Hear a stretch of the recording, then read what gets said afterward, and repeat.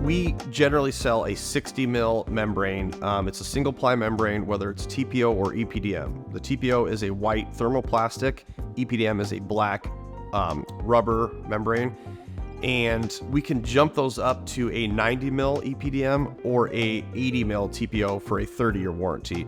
Some hospitals, schools, maybe even architects will require that if they just want that additional warranty, that additional thickness. But 60 mil is pretty typical, where we can still get a 25-year NDL, high wind warranty, all that good stuff. A lot of it is going to come down to the makeup of your roof prior to that membrane.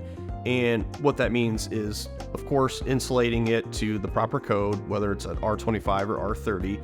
But then to go above and beyond that would be, if you have a completely flat roof, we will design in-house, or we can have our Versico manufacturers, they help us design as well, a tapered system that's custom to your roof. Whether it be there's a gutter in the back or there's drains, even if it's multiple drains, multiple different roof elevations, we will have a 1/4 inch per foot of fall tapered ISO insulation on there.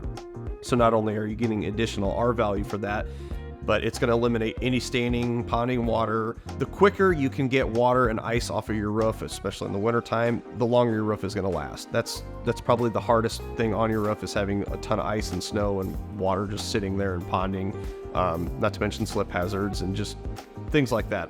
So by installing a tapered ISO insulation, we can get that water off there, so we don't have that issue.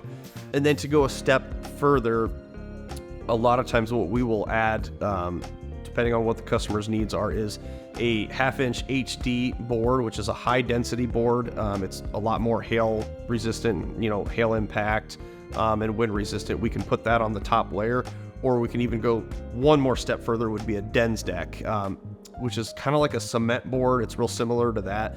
So we mechanically fasten that, or we can glue it over top of that ISO insulation.